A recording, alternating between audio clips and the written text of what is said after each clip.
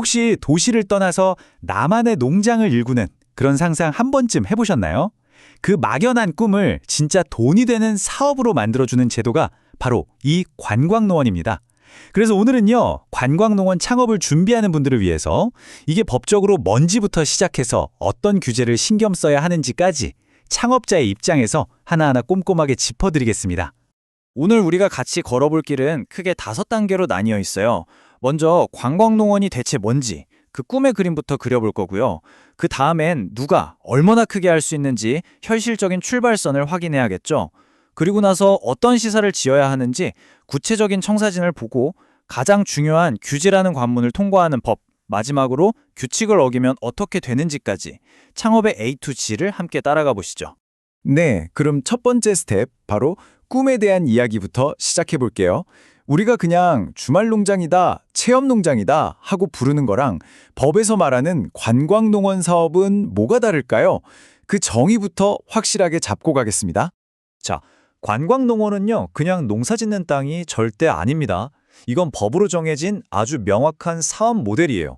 여기서 제일 중요한 키워드가 뭐냐면 바로 서비스를 제공한다는 겁니다.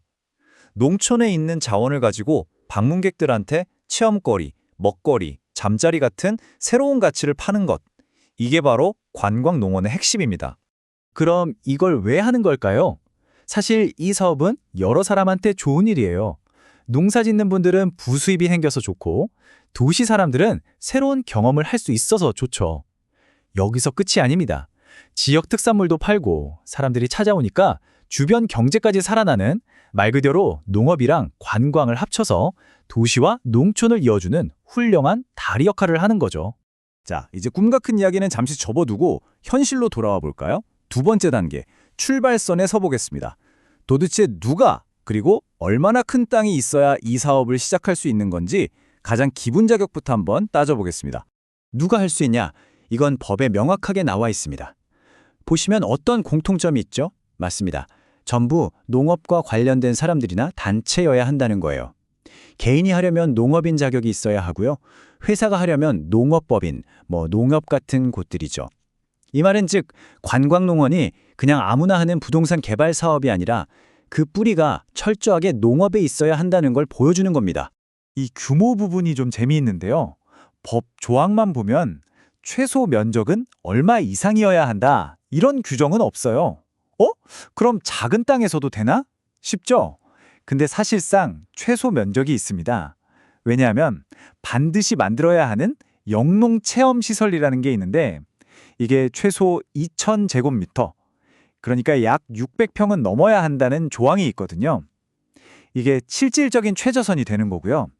최대로면 10만 제곱미터, 약 3만 평 미만까지만 가능합니다. 좋습니다. 이제 자격도 되고 땅도 구했다고 칩시다. 그럼 그 위에 무엇을 지어야 할까요? 이제 청사진을 그릴 차례인데요. 법에서 이건 무조건 지어야 해 라고 정해놓은 필수시설과 이건 당신 맘대로 하세요 라고 하는 자율시설이 있거든요. 뭐가 다른지 한번 자세히 뜯어보죠. 관광농원 시설을 생각할 때 절대 잊어버리면 안 되는 첫 번째 룰이 바로 이 20%의 법칙입니다. 내 사업 부지 전체 면적 중에서 최소 20%는 무조건 농사를 짓고 체험하는 공간, 즉 영농체험시설로 써야 합니다. 이건 협상의 여지가 없어요. 이 사업의 정체성과도 같은 의무조항입니다. 그리고 곧바로 두 번째 규칙이 따라붙습니다. 방금 말한 그 20%가요. 면적으로 따졌을 때 무조건 2,000제곱미터는 넘어야 한다는 거예요. 여기서 많이들 헷갈려 하시는데 만약에 내 땅이 좀 작아서 전체 면적의 20%를 계산해 봤더니 한 1,500제곱미터밖에 안 나온다? 그래도 소용없습니다. 무조건 2,000제곱미터는 채워서 영농체험시설로 만들어야 한다는 뜻이에요. 일종의 절대 기준인 거죠. 자, 그래서 시설은 크게 이렇게 두 종류로 나뉘는 겁니다.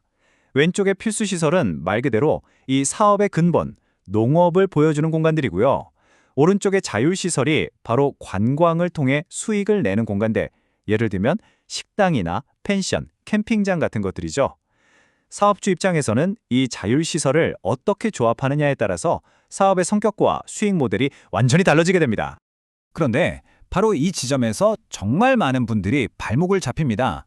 자율시설이라는 단어만 보고 내 맘대로 식당 지어도 되는구나 생각하시면 절대 안 돼요.